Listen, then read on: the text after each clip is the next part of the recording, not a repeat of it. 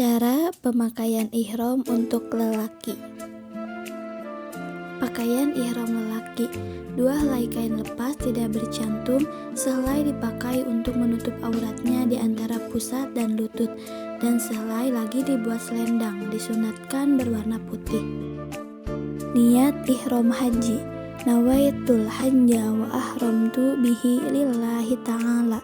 Maksudnya, sahaja aku mengerjakan haji dan berihram dengannya karena Allah Ta'ala. Niat ihram umroh. Nawaitul umrota wa ahramtu biha lillahi ta'ala. Maksudnya, sahaja aku mengerjakan umroh dan berihram dengannya karena Allah Ta'ala. Ada 3 cara dalam memakai kain ihram. Cara yang pertama, tarik kain ihram yang sebelah kanan ke sebelah kiri. Kemudian yang kiri tarik ke sebelah kanan. Nah, seperti itu, sehingga seperti memakai sarung. Lalu gulung-gulung.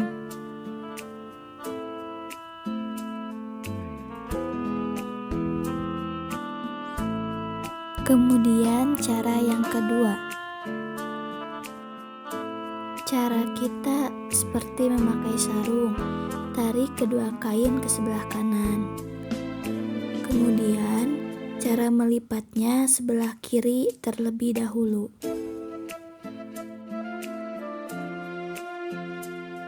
Kemudian kain yang bagian depan tarik ke belakang.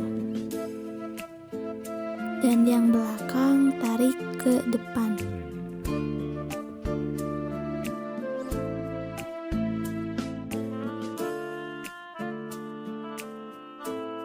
Nah, kemudian setelah itu dilipat-lipat.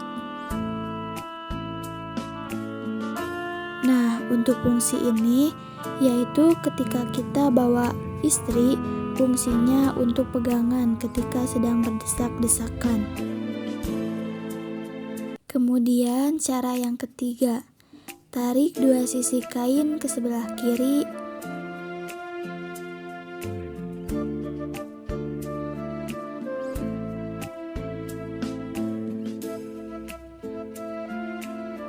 Lalu lipat-lipat seperti kita menggunakan sarung. Cara ini sangat praktis bagi pemula. Nah, kemudian cara menyelendangkan kain ihram yang satu lagi. Kain yang sebelah kiri selipin ke pinggang sebelah kanan. Kemudian kain sebelah kanan diselendangkan ke sebelah kiri. Untuk bagian pundak kanan, biarkan terbuka untuk pelaksanaan tawaf.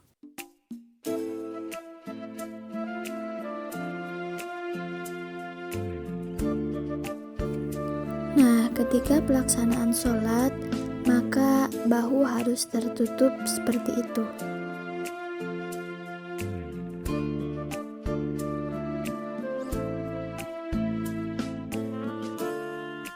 Nah, untuk pelaksanaan sa'i dari Bukit Sofa ke Bukit Marwah harus tertutup juga seperti yang ada di video.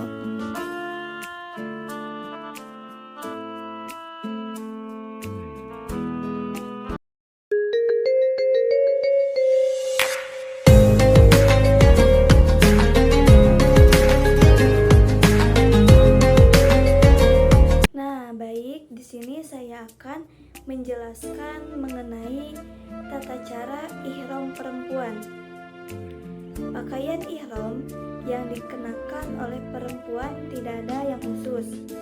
Jemaah perempuan dapat mengenakan pakaian biasa yang menutup aurat, layaknya seperti mukena.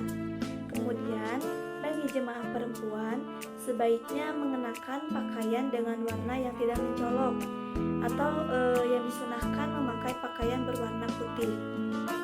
Untuk pakaiannya harus menutupi seluruh bagian tubuh kecuali muka dan telapak tangan. Lengan bajunya harus sepanjang pergelangan tangan. Apabila tidak boleh, memakai handsock juga bisa. Untuk kerudung yang digunakan harus panjang atau syar'i Dan untuk pemakaian rok atau gamis harus sepanjang tumit dan wajib memakai kaos kaki.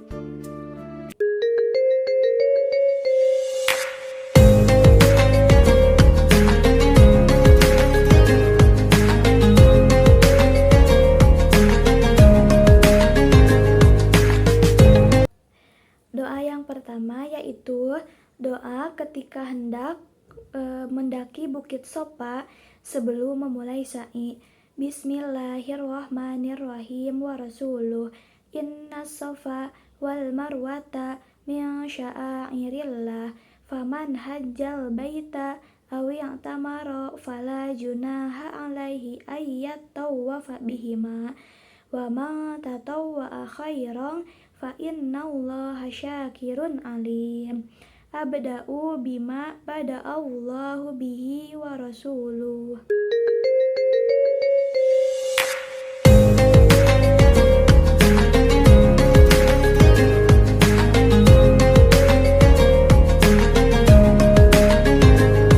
Doa yang kedua yaitu doa ketika melihat Ka'bah. Bismillahirrahmanirrahim.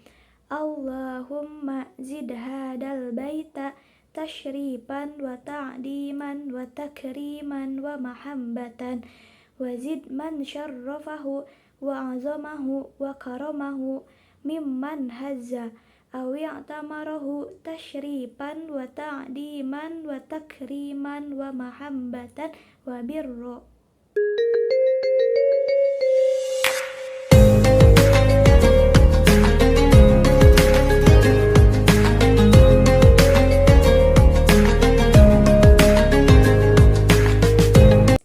Doa yang ketiga yaitu doa tawaf.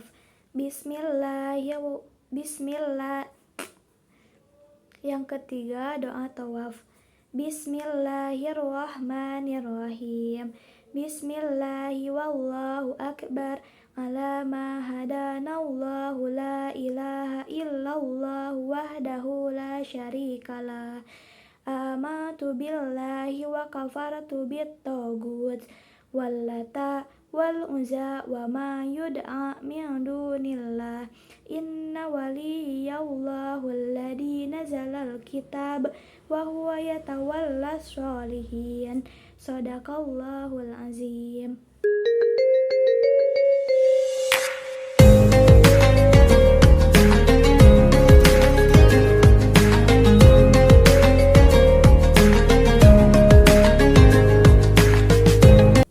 Bismillahirrahmanirrahim.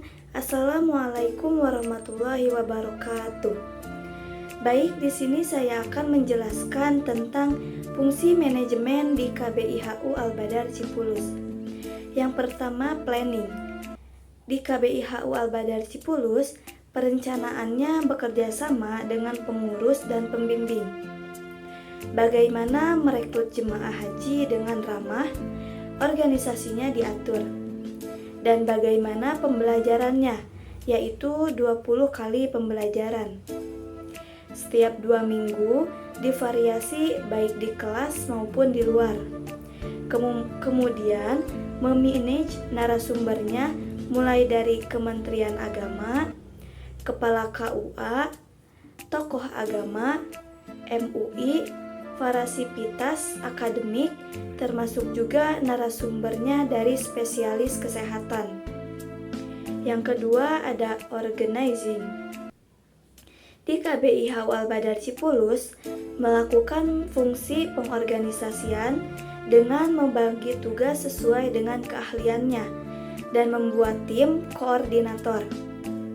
Pembagian tugas lainnya yaitu dengan menyusun panitia bimbingan manasik daerah yang akan dilakukan dengan tujuan agar pelaksanaan bimbingan manasik dapat berjalan dengan baik sesuai dengan yang telah direncanakan.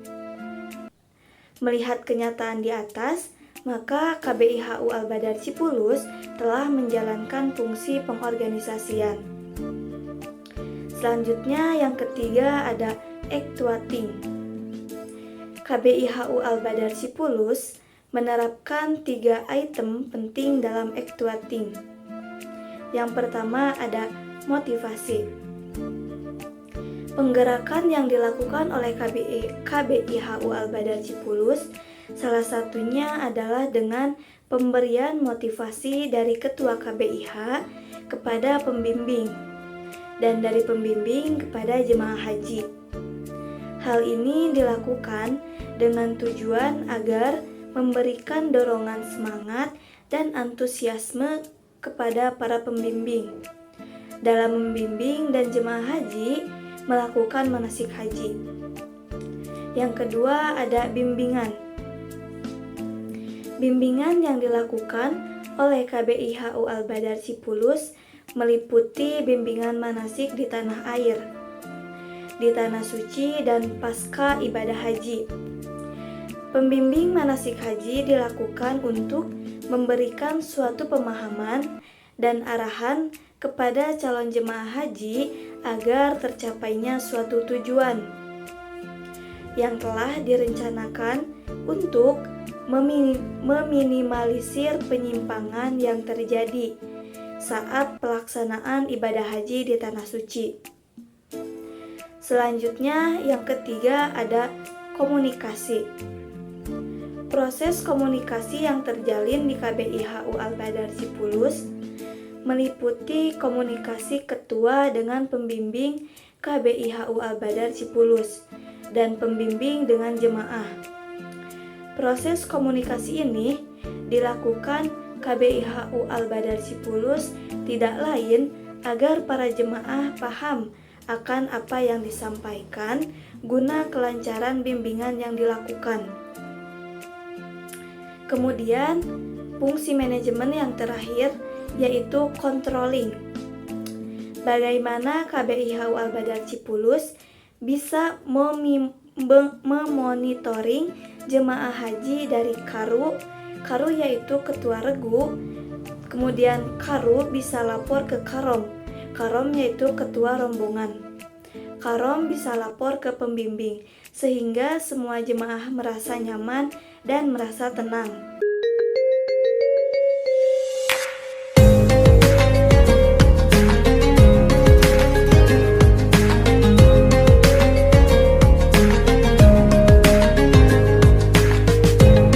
Kemudian ada unsur-unsur manajemen di KBIHU Al-Badar Cipulus. Yang pertama, men yaitu manusia atau tenaga kerja. Dalam hal haji, yang disebut men di sini berarti sumber daya manusia berupa pembimbing haji. Yang kedua, money, uang atau pembiayaan. Pembiayaan ini berarti dana haji yang akan dipergunakan untuk bimbingan manasik haji yang bersumber dari Kementerian Agama. Yang ketiga, material atau bahan-bahan atau juga bisa disebut perlengkapan. Tanpa adanya material, jemaah tidak dapat berbuat banyak dalam mencapai tujuannya tanpa adanya material yang akan diproses. Tidak mungkin ada wujud dari hasil yang diproses. Contohnya seperti materi yang akan disampaikan kepada calon jemaah haji mengenai bimbingan manasik haji dan umroh, seperti rukun-rukun haji, syarat, wajib, dan tata cara pelaksanaan ibadah haji. Kemudian machines atau mesin-mesin, alat pelengkap guna memudahkan suatu proses. Selain itu, suatu kegiatan dapat dikatakan cepat dan mudah bila disertai adanya alat sebagai pelengkap. Contohnya seperti menyediakan Ka'bah untuk melakukan praktek bimbingan manasik haji. Selanjutnya ada method atau metode, cara atau sistem kerja. Cara melaksanakan suatu pekerjaan guna pencapaian tujuan yang tertentu, maka penggunaan metode tertentu pula yang akan mengiringinya. Metode guna pencapaian suatu juga sebagai sarana kelancaran dalam merampungkan tugas. Contoh metode yang digunakan dalam KBIHU seperti wawancara. Metode ini digunakan untuk mendapatkan dan menggali data tentang sesuatu yang berkaitan dengan penerapan. Fungsi pelaksanaan actuating bimbingan ibadah haji di KBIHU Al-Badar Cipulus. Adapun yang diwawancarai penelitian ini adalah pemimpin KBIHU Al-Badar Cipulus, pengurus dan masyarakat sebagai peserta pelaksanaan bimbingan ibadah haji atau jemaah dari KBIHU Al-Badar Cipulus. Ya, adapun metode diskusi kelompok. Metode tanya jawab dalam hal ini penceramah atau pembawa materi yang menerangkan di depan para calon jemaah, memimpin langsung sesi tanya jawab yang sifatnya mengenai keseluruhan dari sebelum berangkat haji sampai kembali ke tanah air. Adapun metode ceramah, pembimbing menyampaikan materi menggunakan pengeras suara dan menampilkan slide materi menggunakan proyektor di depan calon jemaah haji, yang mana tempatnya di Pondok Pesantren Al-Hikamus Salafiyah. Materi yang disampaikan sesuai dengan materi yang telah disusun oleh pihak KBIHU Al-Badar Cipulus.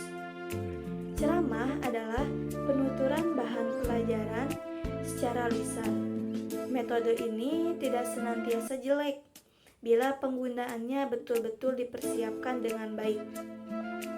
Adapun unsur selanjutnya yaitu market atau pasar. Peran pasar sangat penting, yakni sebagai tempat untuk memasarkan hasil produksi barang dari suatu kegiatan usaha. Oleh karena itu, baik buruknya suatu kualitas atau besar kecilnya suatu laba yang akan diperoleh suatu perusahaan dapat dikenal oleh masyarakat, tergantung bagaimana metode penguasaan bangsa pasar itu sendiri.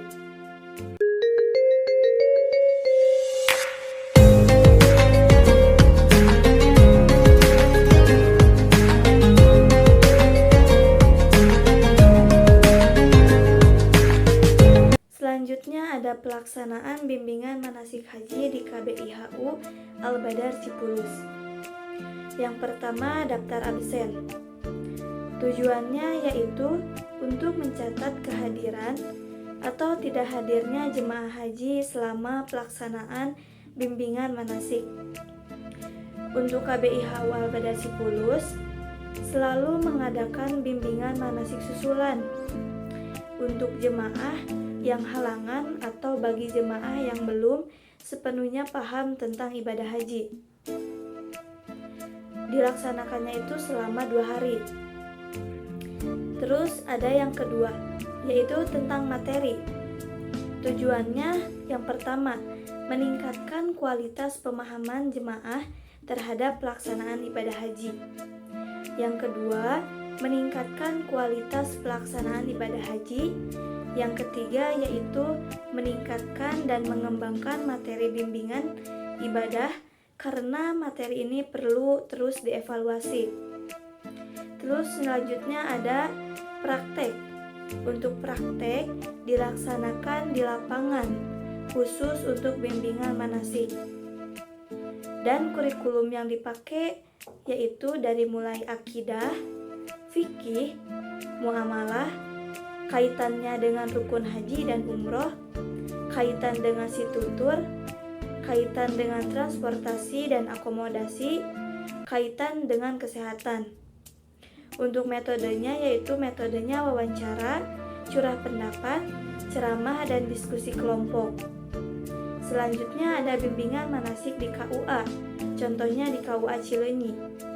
Penyelenggaraan BIMSIK di KUA yaitu dilakukan dengan BIMSIK kelompok. Kelompok yang dimaksud yaitu seluruh calon jemaah haji yang sudah terdaftar sebagai calon jemaah haji Kecamatan Cileunyi. BIMSIK yang dilaksanakan KUA Cileunyi diselenggarakan oleh KUA Cileunyi sesuai instruksi dari pemerintah. Setelah bimbingan sudah terjadwalkan di KUA Cileunyi, kemudian bekerja sama dengan KBIH, dan untuk narasumbernya juga dari KBIH. Untuk menjadi narasumber harus sudah memiliki sertifikat haji. Untuk bimbingan manasik di KUA Cileunyi dilakukan selama 1 minggu dengan pembahasan materi secara umum dan waktunya dari jam 8 sampai jam 12. Untuk hari pertama, materi disampaikan oleh Kemenag. Hari kedua menyampaikan materi tentang rukun haji, simulasi tawaf. Simulasi biasanya dilakukan dalam rukun haji. Kemudian tutor berpakaian ihram dan lain-lain. Media yang digunakan untuk bimbingan manasik haji di KUA yaitu tergantung para pemateri. Penyampaiannya secara manual atau monitor PowerPoint.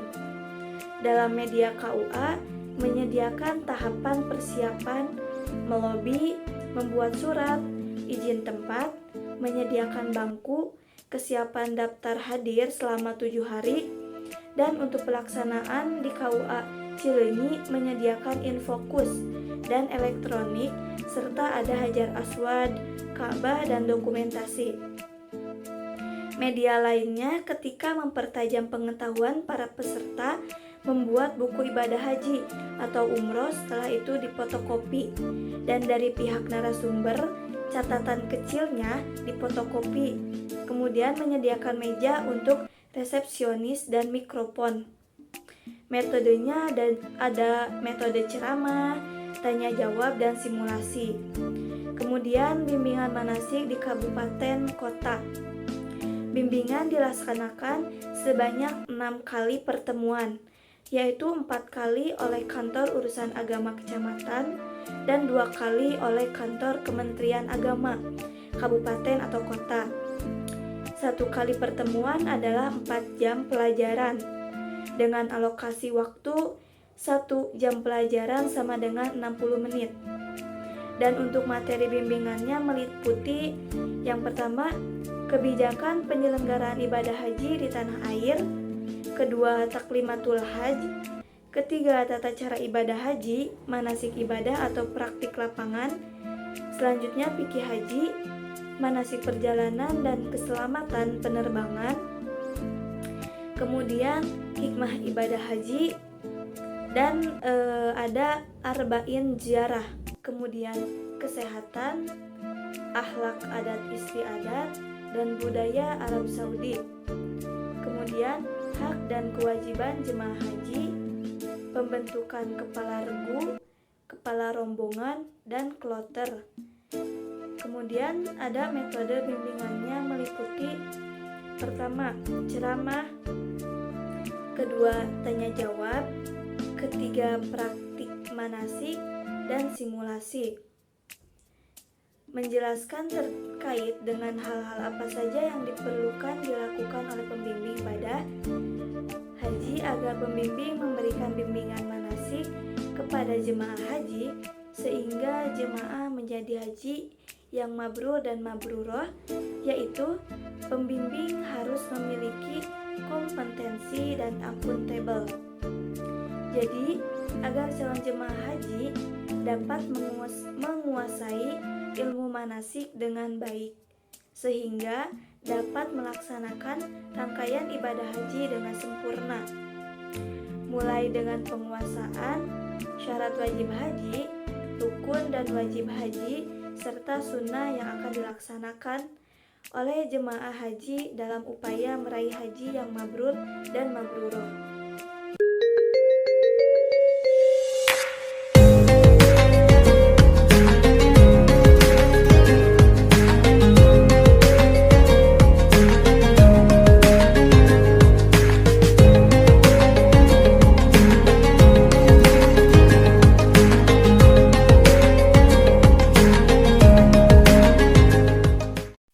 Baik, di sini saya akan menjelaskan mengenai hikmah ibadah haji. Bismillahirrahmanirrahim. Assalamualaikum warahmatullahi wabarakatuh. Baik, Bapak Ibu calon jemaah haji yang diberkahi Allah, perkenalkan nama saya Rahayu Jahrotal Ajijah. Baik, yang pertama tentang Islam adalah tauhid. Tauhid melahirkan rasa wajib pada diri seseorang untuk senantiasa dengan ikhlas memenuhi panggilan Tuhannya. Menghadapi panggilan Allah, orang mukmin dengan sepenuh hati akan menyatakan labbaik Allahumma labbaik, yang artinya aku menyambut panggilan Engkau ya Allah. Islam mengajarkan tauhid murni, mengajarkan juga agar orang yang bertauhid senantiasa dengan ikhlas memenuhi panggilan Allah. Hal ini berarti setiap orang yang bertauhid senantiasa bersikap tunduk mutlak kepada Allah. Jemaah haji yang memandangkan talbiyah melahirkan pernyataan tunduk mutlak kepada petunjuk-petunjuk Allah. Atas dasar keyakinan secara sadar bahwa sikap demikian akan membawa keberuntungan bagi manusia itu sendiri. Baik, selanjutnya tentang Ka'bah, lambang tauhid dan kesatuan. Ka'bah inilah tempat ibadah yang mula-mula dibangun di muka bumi dan menjadi tempat pertemuannya umat manusia, serta merupakan tempat yang aman. Pada salah satu sudut Ka'bah terdapat Hajar Aswad atau batu hitam sebagai tanda untuk memulai tawaf dan mengakhirinya. Bangsa Arab jahiliyah masih melangsungkan ibadah haji warisan Nabi Ibrahim dan Nabi Ismail alaihissalam. Betapapun penyimpangan telah mereka lakukan, namun mereka tetap memelihara keselamatan Hajar Aswad itu sebagaimana yang ditinggalkan oleh pembangun Ka'bah. Nabi Ibrahim dan Nabi Ismail alaihissalam ketika Ka'bah dibangun pada masa muda Nabi Muhammad SAW. Beliau memperoleh kepercayaan untuk membawa Hajar Aswad ke tempat pemasangannya pada sudut Ka'bah. Hajar Aswad sunat dicium bagi seorang laki-laki. Mencium Hajar Aswad itu mengikuti amaliyah yang dilakukan oleh Nabi Ibrahim alaihissalam dan juga dilakukan oleh Nabi Muhammad SAW. Nilai yang menonjol dalam mencium Hajar Aswad adalah nilai kepatuhan mengikuti sunnah Rasulullah SAW. Selanjutnya ada sa'i, lambang kasih sayang. Sa'i antara Bukit Sofa dan Marwah lestarikan pengalaman Siti Hajar, yaitu Ibu Ismail. Ketika mondar-mandir antara dua bukit itu untuk mencari air minum bagi dirinya dan putranya. Di saat beliau kehabisan air, di tempat yang sangat tandus dan tidak ada seorang pun dapat dimintai pertolongan. Kasih sayang seorang ibulah yang mendorong Siti Hajar mondar-mandir hingga 7 kali pulang balik antara Bukit Sofa dan Marwah, kira-kira 400 meter. Mondar-mandir antara dua bukit itu menempuh jarak hampir 3 km. Dengan penuh tawakal kepada Allah, Siti Hajar mencari air yang diperlukan untuk menyambung hidupnya. Akhirnya, memperoleh hikmah berupa mengalirnya air Zam-Zam. Bagaimana kasih sayang ibu yang dengan segala pengorbanan berusaha untuk membahagiakan anak harus senantiasa hidup dalam hati setiap muslim. Ajaran Al-Quran tentang kewajiban anak berbuat baik kepada orang tua, ayah dan ibu, lebih-lebih terhadap Allah tidak akan menyia-nyiakan hambanya, yang mendapatkan diri kepadanya pun semakin dapat dihayati. Allah tidak membiarkan Siti Hajar dan Ismail mati kehausan. Pertolongan Allah diberikan berupa mengalirnya mata air Zam-Zam yang hingga kini tidak pernah kering. Selanjutnya, Arafah, tempat pembebasan. Jemaah haji berpakaian ihram dengan melepaskan kebahagiaan dan kebanggaan keduniaan, menunjukkan sikap rendah diri kepada Allah Subhanahu wa Ta'ala. Pengakuan dosa dinyatakan kepada Allah Subhanahu wa Ta'ala. Permohonan ampun dari segala dosa dipanjatkan kepada Allah Subhanahu wa Ta'ala. Setiap jemaah haji menyadari benar betapa dekatnya Allah kepada hamba-hambanya dan beribadah kepada Allah dengan penuh keikhlasan yang meliputi suasana wukuf di Arafah. Adapun yang terakhir yaitu melontarkan jumroh mengingatkan ikrar iblis. Setelah jemaah haji meninggalkan Arafah menuju Muzdalifah dan bermalam untuk beberapa saat, kemudian menuju Mina, tempat Nabi Ibrahim akan melaksanakan perintah Allah untuk menyembelih putranya yaitu Ismail alaihissalam.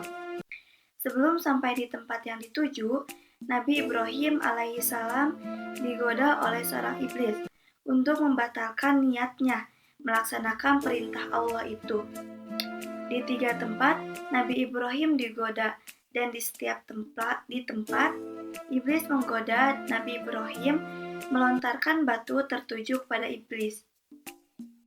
Demikian, iblis akan selalu menggoda manusia untuk menaati perintah Allah. Betapapun kecil kadar kebajikan akan dilakukan oleh manusia, godaan mereka selalu menghadang. Al-Quran Surah Al-Hijr ayat 39 sampai 40 menceritakan ikrar iblis yang dinilai sesat dan dilaknat oleh Allah.